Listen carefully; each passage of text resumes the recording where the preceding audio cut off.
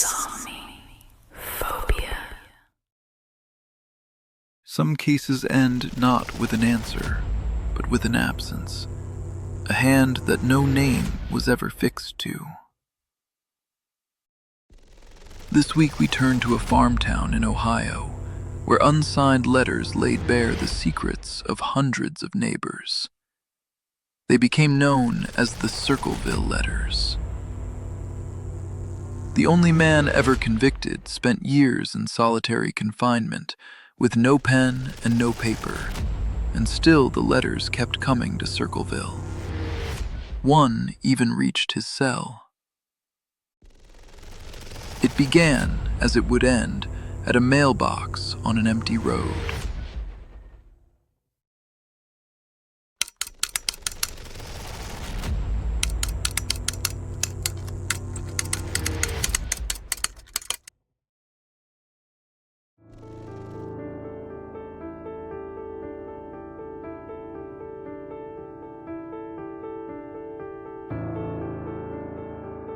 The story we explore this week turns on a corrosive idea that a stranger might know your secrets and choose when to use them.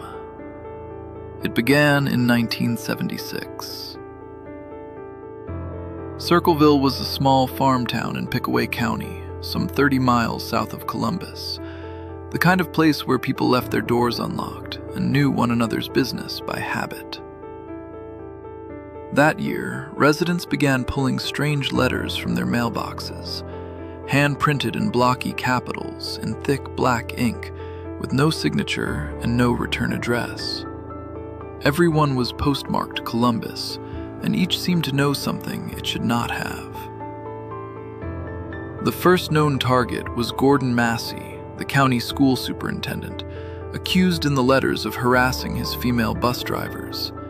He denied it, and for a time, the town simply watched and wondered. About 2 weeks later, the letters turned on Mary Gillespie, a school bus driver, warning her to end an alleged affair with Massey or face the consequences.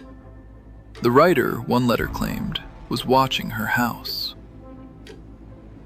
Mary Gillespie drove the early school bus route, out on the county roads before dawn while the fields were still dark. Both of them denied it. Years later, the two would admit to the affair, but insisted it had begun only after the letters started. Within only a few months, the letters had multiplied, reaching the mailboxes of hundreds of residents scattered across the county. One, addressed to Mary, said the writer was watching her house and knew she had children. No name yet.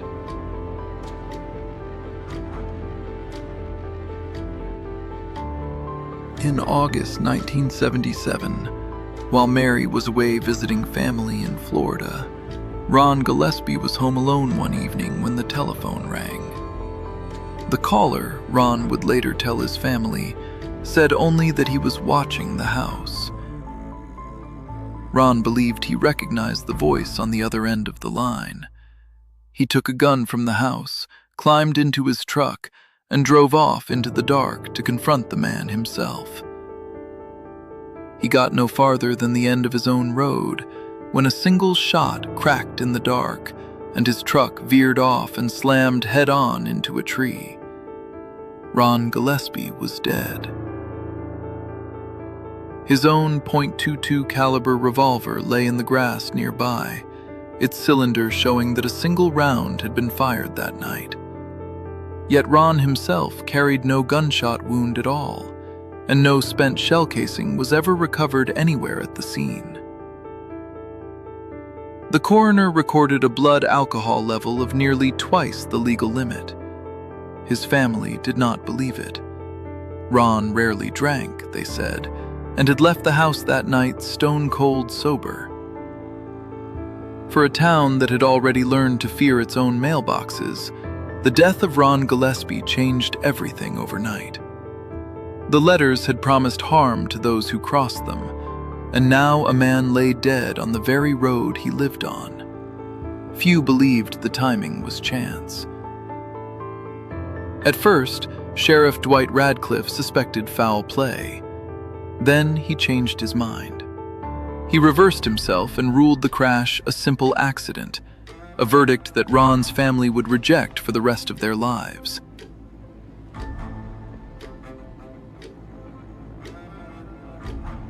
Then, one winter morning, the writer went further than words. On February 7th, 1983, along her bus route, Mary saw an obscene sign about her teenage daughter fixed to a roadside fence. When she reached to tear it down, she noticed a length of twine running from the sign down to a small box hidden in the frozen grass. Inside was a pistol, rigged to fire the moment the sign was pulled. It malfunctioned and never went off. Ohio's Bureau of Criminal Investigation lifted the pistol's serial number from the trap and traced it back to a single registered owner. His name was Paul Freshour, Mary's own brother-in-law, a man who was married to Ron's own sister, a woman named Karen Sue. Paul Freshour was a plant manager at an Anheuser-Busch brewery, a man with no criminal record and no history of trouble at all.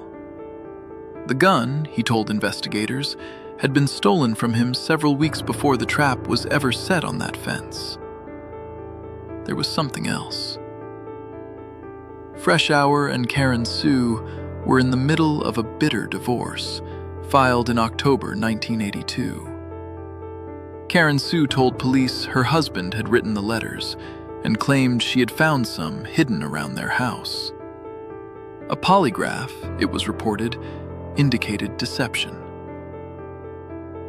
The friends who knew him best called Paul Freshour a decent man, incapable of so cold and patient a campaign.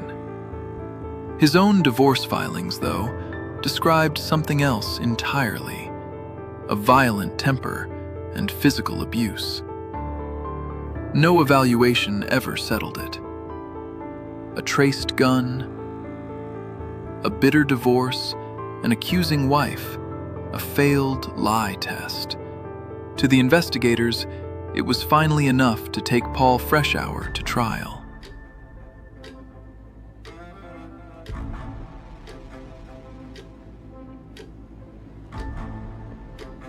In October 1983, Paul Freshour went on trial, not for the letters, but for the attempted murder of Mary Gillespie.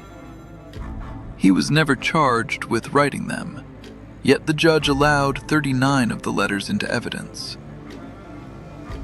The handwriting evidence was shaky.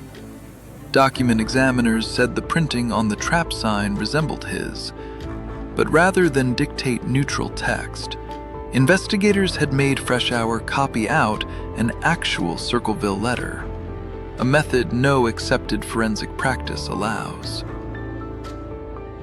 There was no physical evidence tying him to the device, and he had a partial alibi that afternoon. His lawyer pressed the jury with one question: who stood to profit if Paul was convicted? They convicted him anyway. He was sentenced to 7 to 25 years. Then the case turned strange.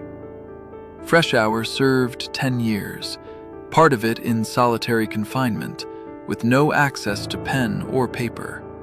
And still, the letters kept coming to Circleville. One even arrived for him inside the prison. It read, in part, "They stay set up."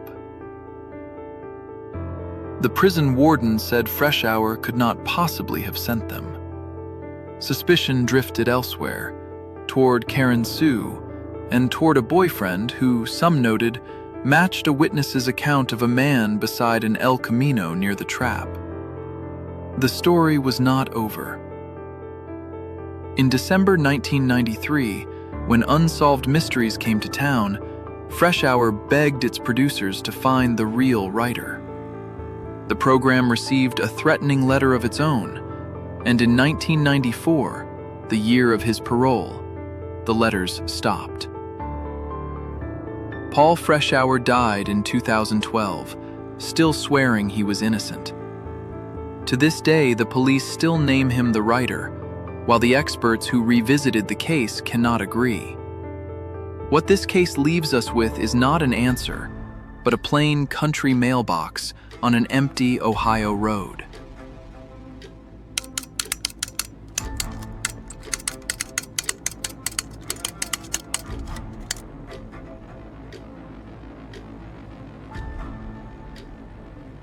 That's where the record ends. For now, subscribe.